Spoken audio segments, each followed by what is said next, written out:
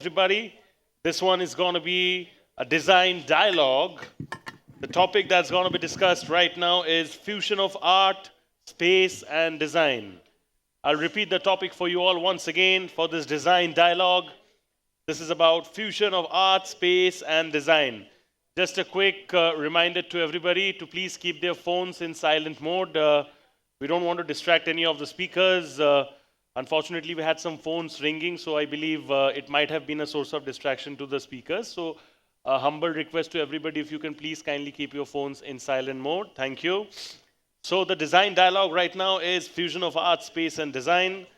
To moderate this session, we have the pleasure of having with us today Sunitha Kondur, co-founder Hundredhands Design, with us. Sunitha in the revival and integration of Indian art and craft in the work the studio produces.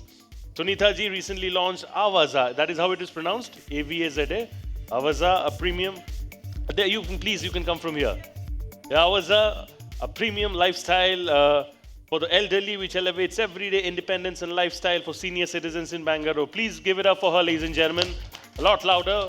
The room has a lot of potential when it comes to clapping and appreciation. Thank you. I will now be with Sastry, Principal Architect KS Designs with us. Kavita ji in 2016 initiated Code Studio at IALD, which focuses on doing pro bono. This collaborative studio has completed numerous government schools and orphanages, including the restoration of the 110-year-old government school in Murphy Town. For this project, she was awarded a commendation at the IIA National Award 2003 and also received the silver medal at the Architecture 2003 at Boracay Island, Philippines. Congratulations. Thank you so much. We also have our principal Lucent Worldwide with us. He leads Lucent Worldwide, a lighting design firm which has offices in Germany, India, China, and Qatar. He has an experience of more than 3 decades of more than 5,000 plus projects. Some of the most notable projects are the Sydney Opera House, the Armani Hotel, the Golden Temple, Ram Mandir in Ayodhya, and the International Financial Center in Changchun in China, and Mount Bridge in Shen. Sarvdeep's approach to lighting design focuses on blending aesthetics with functionality. Aesthetics is a word we always associate with designers, so please give it up for Sir. Thank you so much. We also have with us today Siddhartha Rao, Consultant Private Limited. Siddhartha ji specializes in scalable, bespoke design and mass customization. In 2018, he joined Edifice as the head of the Bangalore studio, and shortly after joining hands with fellow leaders from within the company to create Denkali, Edifice's first tech-powered consumer design venture. As an architect and designer, his aspirations are simple: to make great, timeless design available and accessible to everybody and at every scale. Basically thinking about the society at large. Please give it up for him. Thank you so much. CEO, Principal Architect, Storeyboard Design. Thank you so much for joining us over here. Leads the interior design space with my flair for luxury design. She believes that every space tells a story, that each space is a narrative of elegance, innovation, and individuality woven into the essence of that space. As the CEO and Principal Architect of Storeyboard Design, she has dedicated her entire career to crafting these stories by transforming spaces. And the impact it has on us on a daily basis. And to kind of set the ground, let's kind of define what art and design are, kind of to set the tone. Art is, of course, something that doesn't have to solve a problem. It can be highly ambitious, highly impractical. It just has to evoke emotions from people, and can be a great conversation starter, but it doesn't have to solve a problem. But with design, and design of space particularly, which could be architecture, interior design, urban design, landscape, lighting, or any form of design, we are always considered between being a science and an engineering form. But there's always this debate about where does design lie, between, is it kind of between the arts and science, and how do we kind of bracket it? But of course, it has to be completely functional, completely practical, ideally, sustainable, and also has to be commercially relevant. So to kind of debate this whole topic that's widely discussed, whether architecture is the mother of all arts, or is it just a science and engineering that is done very artistically.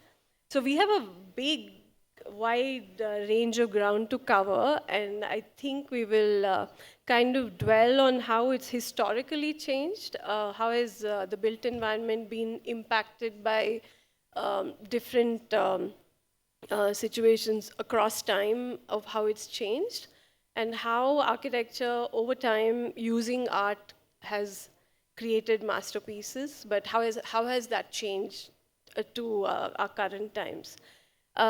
So I think to get started, if you, Siddharth, if you can kind of dwell upon how historically this has changed over time and where we currently stand.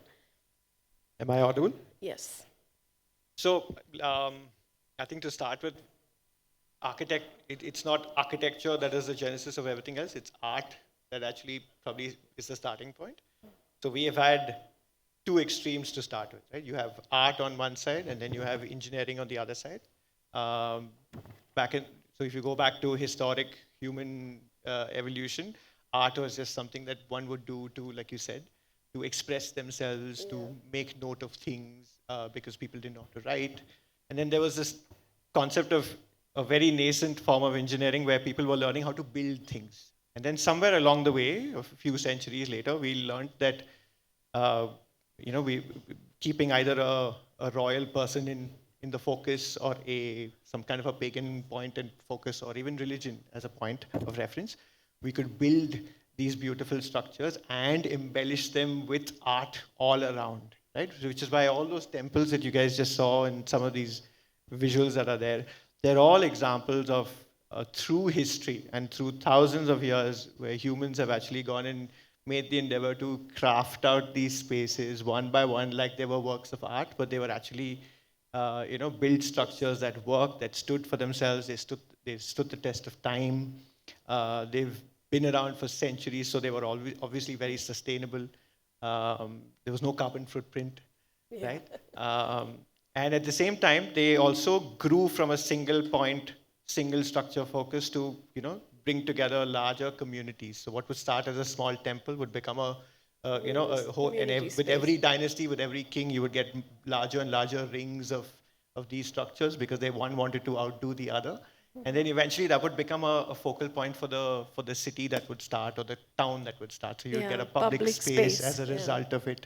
And then eventually that would draw these people together. So all those little embellishments that were done as a reflection of what was actually going on there, or as a reflection of some of the religious, not the mythological stories that you would hear, or even just names of the people who have contributed to it. Cut to 2024, right? And that's quite a big jump, where we are working, and I know I'm responsible for a lot of this, where you do a lot of these straight line glass buildings, a lot of plane surfaces, and a lot of these simple rectangular blocks coming together in various ways. Our buildings have to be efficient. Efficiency is the name of the word. Every developer that I work with talks about efficiency, right from the time that I meet them for the first time to the time when we're actually working on the project. So whether it's an office space, or if it's a residential building, or if it's a cluster of office buildings. And then so you make all of these spaces and you realize that there is something missing in all of it, right? There is no soul. So the whole sort of space has lost its own sort of identity. And that's where art comes back in as this little point of contrast. So very often you will see a lot of these spaces behind us. You'll see a planar sort of a structure, and then this beautiful work of art that just stands and sits there in the center, and that becomes the conversation talking point. So I think that's where we are today. And the need for it has come from the fact that we've started doing these bare walls, these bare bones structures, functional sort of structures. Yeah. So I guess over time we've kind of somewhere left our whole tradition of the rich art and craft that we were so lucky to have and still have so much access to. And how do we as a community kind of bring that back or try and revive that to some extent. I know it's a long drawn, hard battle to win, but we are really blessed to have that option of actually getting custom made, handmade, which is so, special to only India or a bit of the world and not most of the Western world. And all of us are trying to do that to some extent. And I know Kavita does a lot of it in her projects. But how difficult does it get, or how is like the acceptance of doing it in your projects? Are people like willing to go that distance to kind of put that extra effort? Yeah, hi. Good evening, everyone. It's a big thank you to Reality Plus for having us all here and encouraging conversations like this. Art and craft. So in India, I think we are blessed. We have every region, there is a different craft. There are different artisans. And coming to your question about how clients react to this, yes, I'd like to push it in every project. And clients nowadays are also, I think, a little more aware and realize the value art and craft brings to a project. It helps to make it contextual, it helps to root them. Having traveled everywhere, and most of us being global citizens, so it gives you a sense of place. And of course, it's a great way of storytelling. Yeah. So I think a lot of us make this effort to integrate craft into our projects, also using materials that are local, again contextual in our architecture, whatever we design. But I think as a community, also we have tried to empower artisans. So one way that we have been doing regularly over the past few years is through our festival, Design Uru, where every edition we invite craftsmen from different parts to come and, of course, exhibit their works. But also, it's a great platform because there are so many architects and interior designers and the general public. So everybody has access to that. So the last time we did the Design Uru at the Rangoli Metro Center, we had an Atangudi workshop, tile workshop. So this was mostly for students, but there were so many professionals who were coming and, they wanted to try it out. And the fact that these products are so easily available and customization is actually a luxury that we Indians have, that we have, because anywhere else you'll have to pay for it through your nose. It'll take ages. Yeah. You won't get it. There'll be a lot of stories and stuff around it, narratives. But here we are blessed to have it in our own backyard. I feel we don't utilize it enough. Yeah, and actually the opportunity to see things in real, I think, also inspires people to use it more, So a lot of people don't know where things are coming from and how Even they're our made. carpenters are karigars, Yeah, like they we are, give of them course. designs and they say, haan, ho jayega, like, Yeah, I know. Yeah, but so from craft, I also was thinking about how public space becomes relevant, right? Like how we design public spaces and how we build communities that kind of benefit from this. And I think lighting does that to a large extent with lighting up of public buildings or any kind of spaces that are in the public realm. And this could also lead to great harmony of people, in general. So I know you guys have designed a lot of public spaces and monuments, and if you can dwell on how those have impacted people around that engage in those spaces, Let me tell you an interesting story from a temple which we lit up very nearby, near Bangalore in Tanjavur, the Brideshwara temple. And that temple has so much art on its facade. It's a fascinating building. And what had happened was that people of Tanjavur had forgotten about the treasure they had. And when we lit it up, and people came there to see the lighting initially. And when we switched on, I was lucky to be there, COVID days, and we weren't traveling much. So, and the reaction was, ah. It was not a wah. You know, there's a difference between the two. So the ah on the first day was magical, and I could see pride in people's eyes. And next day was even better. The next day, we saw a much larger crowd because I couldn't get back to Chandigarh, so COVID restrictions. So stayed on, and people from both the communities had come, which was very surprising. And I went to a family from the other community, and I asked the patriarch of the family that when did you come here last?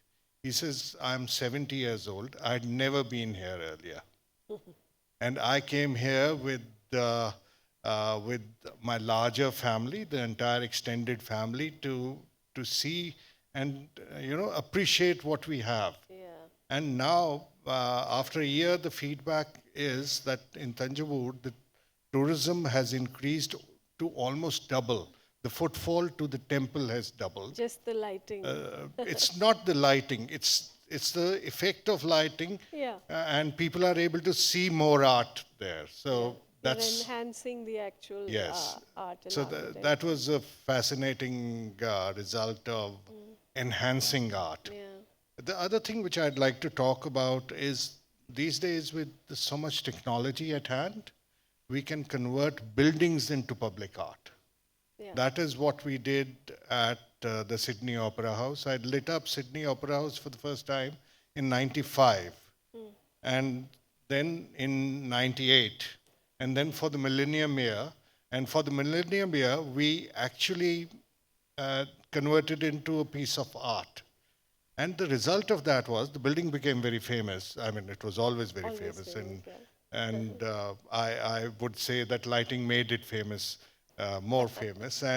But what happened was that the government of Sydney, they decided to hold a festival around the Sydney Opera House, treating that building as an art piece. And so people can come and see and observe what is happening on the building.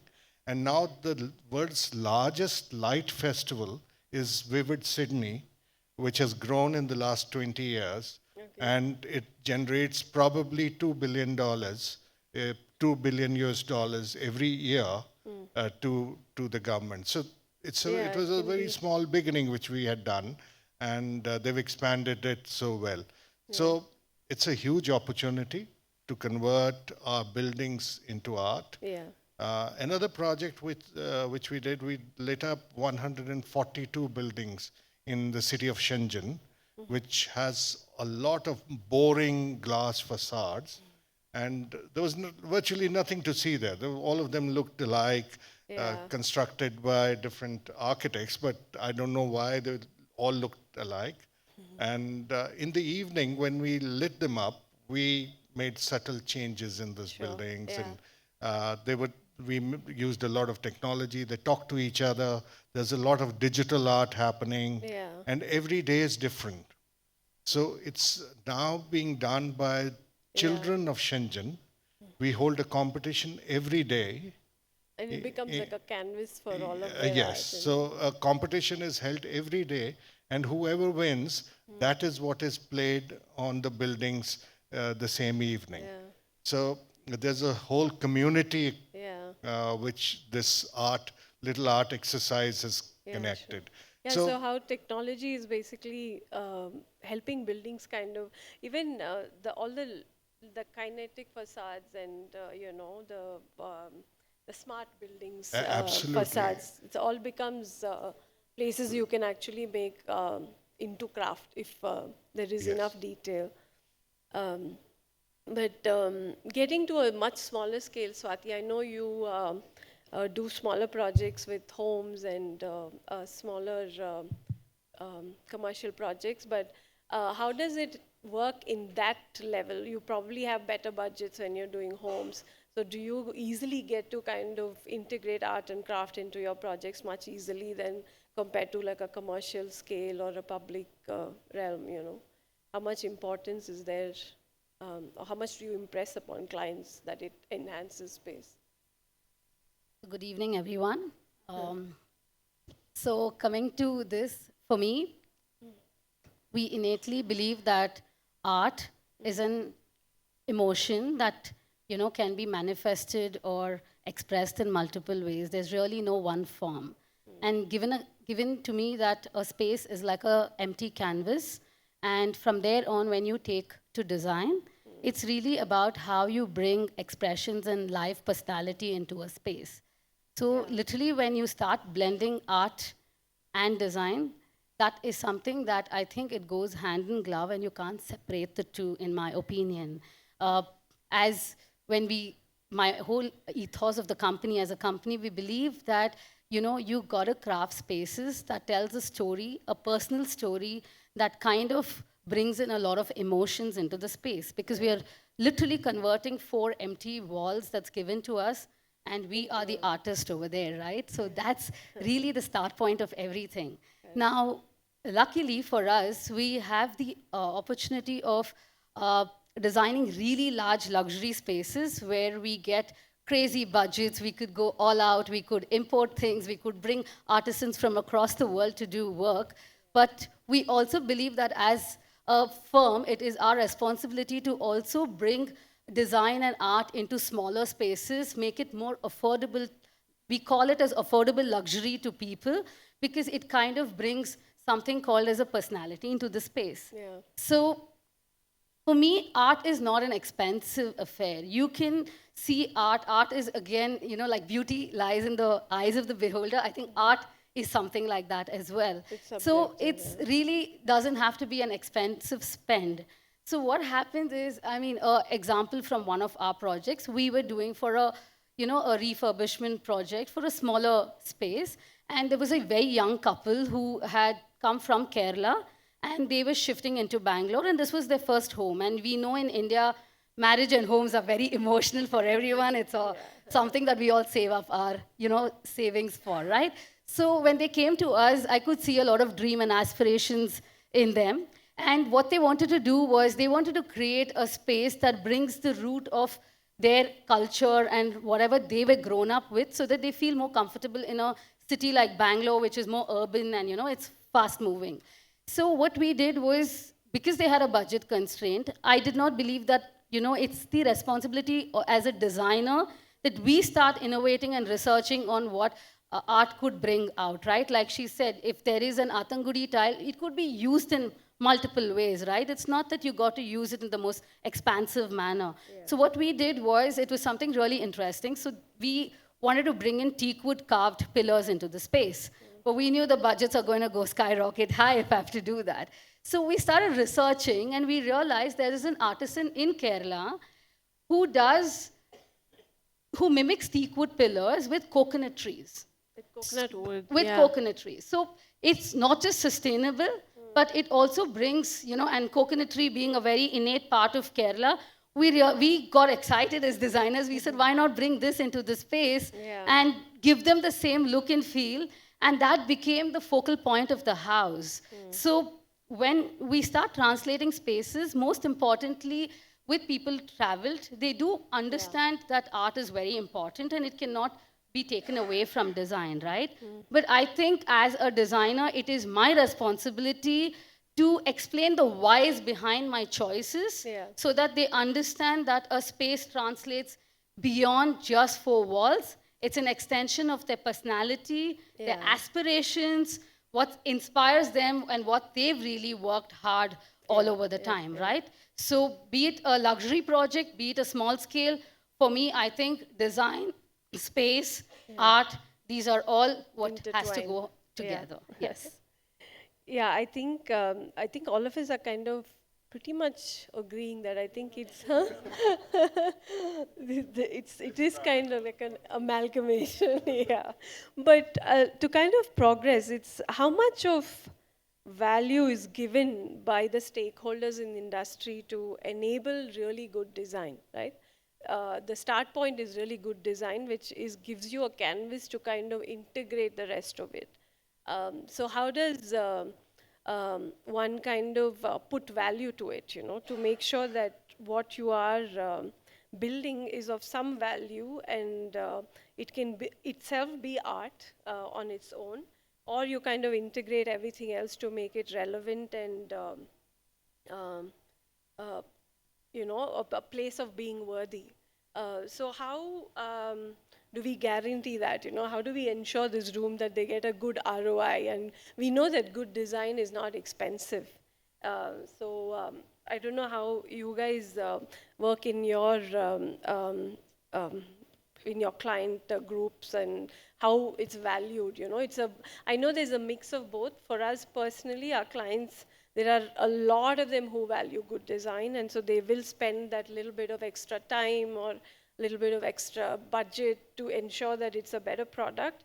But I don't think it's, you know, all or nothing. It's a mix of both. I think it's a process, and I think it's up to us Yeah. to educate our clients, because there are, of course, clients who know exactly what they want, but there are also a lot of clients who, you know, don't know what value design can add. brings, yeah. So that is the intangible that is there Yeah, in you have the to be, space. Yeah, so it's a process, and I've seen it with most clients. They take some time to warm up and to get convinced.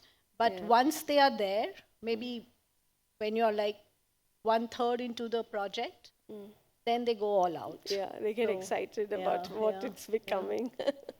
And I think it's a process for us too, because Yeah. it's very difficult to have 100% of the design ready right in the beginning. So it No, kind but of we at least have a, I Vision. think, wider We vision, have a and you have to vision. sell it to your client, Yeah. you know, of what that impact will be to their lives and how it can be beneficial to them at the end of the day. You have to sell that dream to everybody. I don't know if you guys had anything to contribute. So probably have anecdotes to sort of illustrate on this, right? So I think we've been fortunate to have clients who have a budget for art. And in fact, some of those images there are probably one of them.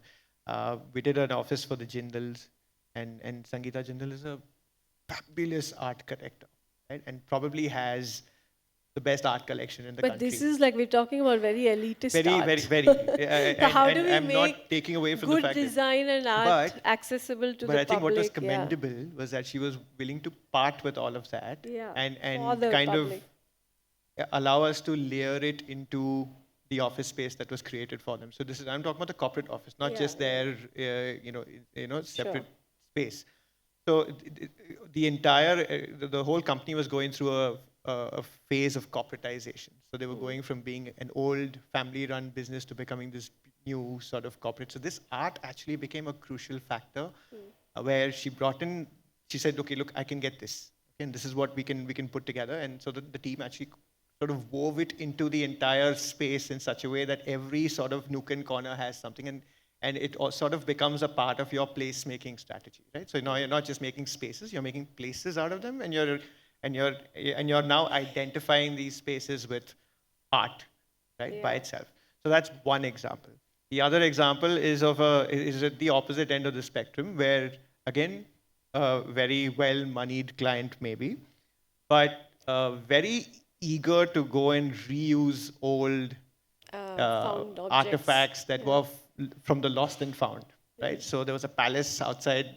One of the annexes of Bangalore Palace was in ruins, was being dismantled. So when we did Jindwara, which is on the north of Bangalore, it has this portion at the back called the Secret Grove, which is where a lot of weddings and a lot of jazz concerts and all happen. So the first part of that project was just that stretch, which is actually at the back of the property. So when we started that, we just literally needed to create an empty space around trees. Right? So how do you create an empty space just around trees? So you bring in the art factor, right? So so art was a crucial aspect to bring in.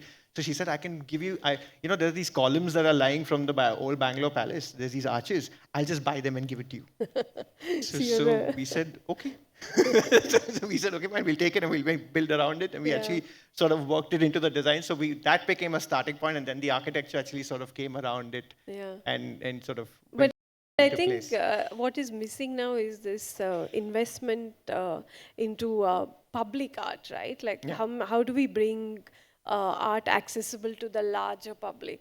It's like it can't be in private collections or buildings that are only accessible to a few. And that's a conversation to be had, and how projects can become public realm and offer that to a wider audience is something relevant that should be discussed as well. Yeah, but I think right now, with whatever the community is doing in terms of all the exhibitions and bringing together a lot of artisans from crafts, across, that is in a way becoming a voice, and people are exploring these options. They are not looking at just going and buying art anymore. They are looking at making it work locally. And so I think innately, even our heritage, given the scenario that we come from a rich heritage of art, I think it's there in our DNA. It's just that we are trying to bifurcate it in a way, seeing it that, could that be made affordable? Yes, art is affordable. It's how contextually we want to bring it into the space. Santhi is a great example of affordable art. Because every year, when we have projects to complete and that little bit of art, I'm there every year with a different client. But yeah, so for clients, that art appreciation sometimes takes time, but options are always there. I mean, I've had clients, she had so much of art and so much of this columns and mandasanas, and I had to beg her. I said, please stop buying and hoarding things. We'll first figure out what to do with it, and then you can continue. Say something. I just wanted to add, when it comes to lighting, when we were talking about how people select a light artist or what's happening in our country is that we are now getting into a phase where we're doing a lot of irresponsible stuff. So we are polluting the environment, we're killing the darkness without realizing that a lighting designer or a light artist, the only canvas he has to paint is darkness. Yeah. Right? Very well said, yeah. So the canvas is being killed. So that is something which, as a lighting designer, I'm really concerned about in our country, because the lighting fixtures have become very cheap. Yeah, you can And go to you town can with it. you can go overboard. So responsible lighting design is I what think that applies to all of us, right? Being responsible in everything that we design. So I think that was the foundation, right? Like, how do we make good design accessible to everyone, and how do we give it importance that it deserves? So our industry actually gets a little more credit for the environments that we create. Together, integrating art and craft can only make it richer. I think we're out of time, and I don't know if we covered enough, but do we get time to take any questions?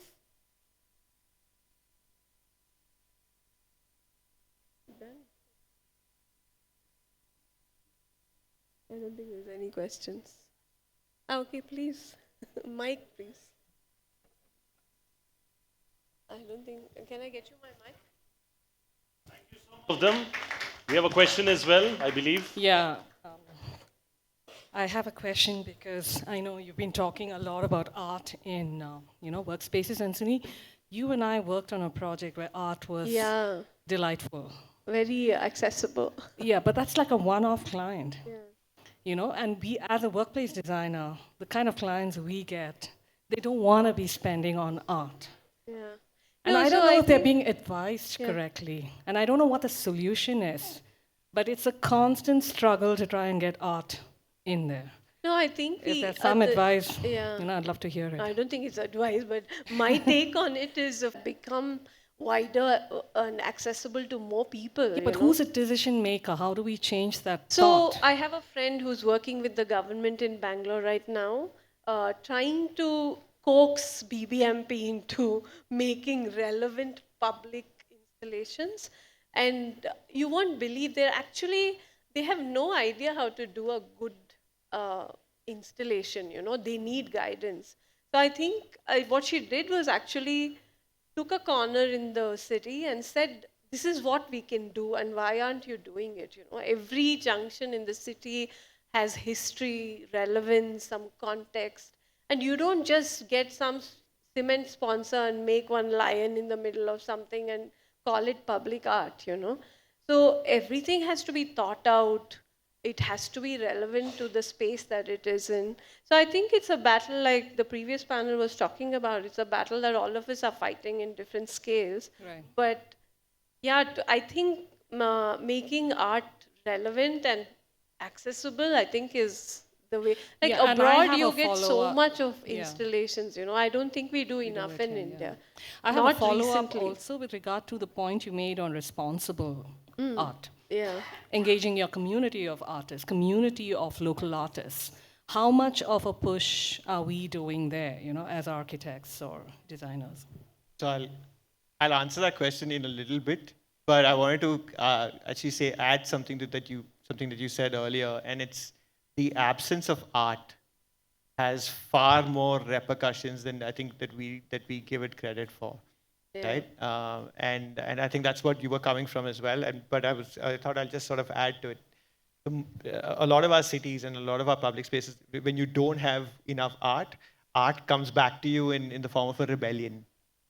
So I'll give you a classic example. If you go to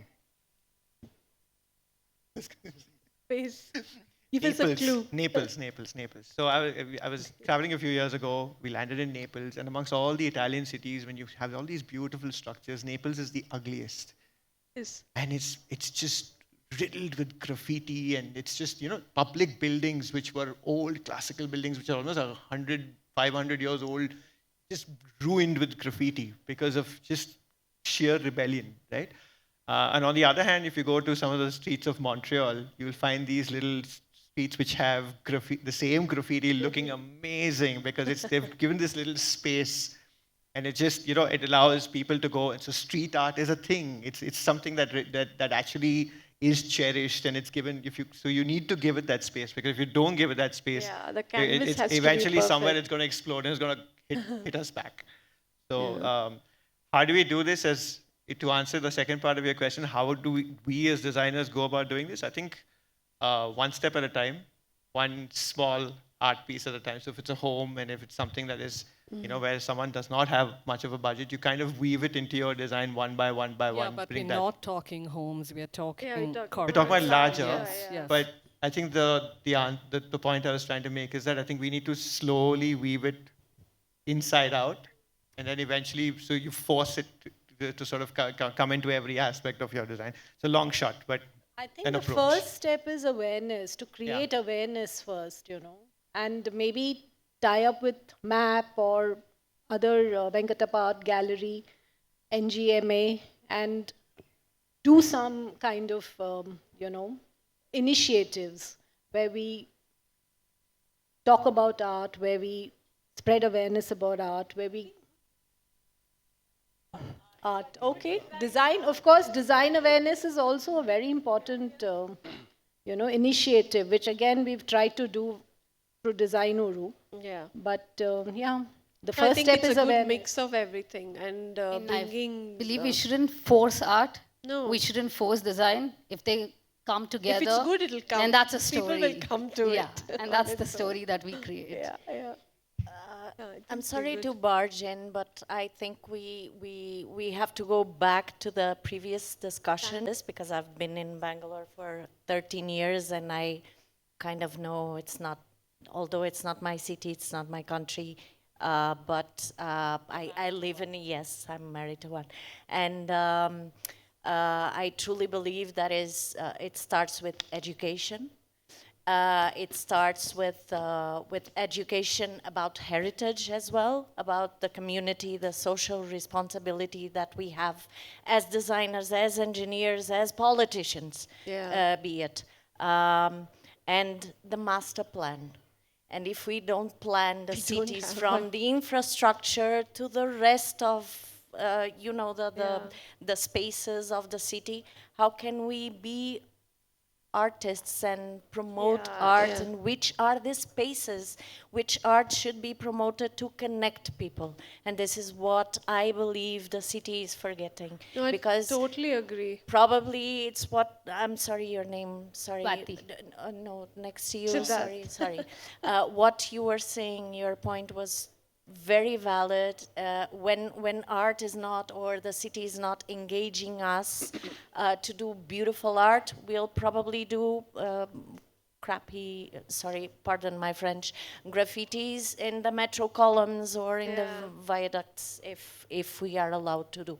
And it's not beautiful, it's not there, the lighting is not correct, everything is not correct. So art is all of this, and art design should all be planned. That's what I believe. Thank you. Well Sorry. wrapped up, Patricia. Thank you. So much.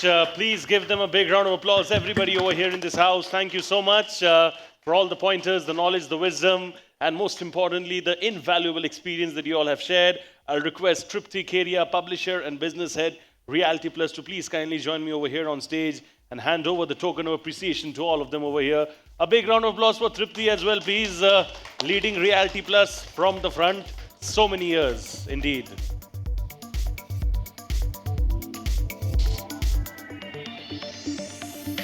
And I hope alongside the great work that she does with Realty Plus, you all are keeping a check on her fashion choices as well. Always coordinated with the theme of the event as well. So that's a lot to learn from her on that note as well.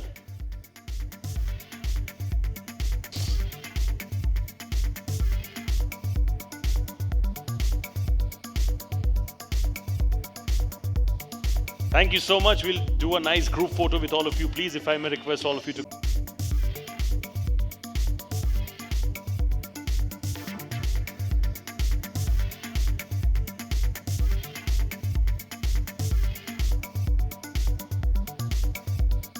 come on everybody, we're Indians, we're loving people. Come on, let's show some love. Thank you.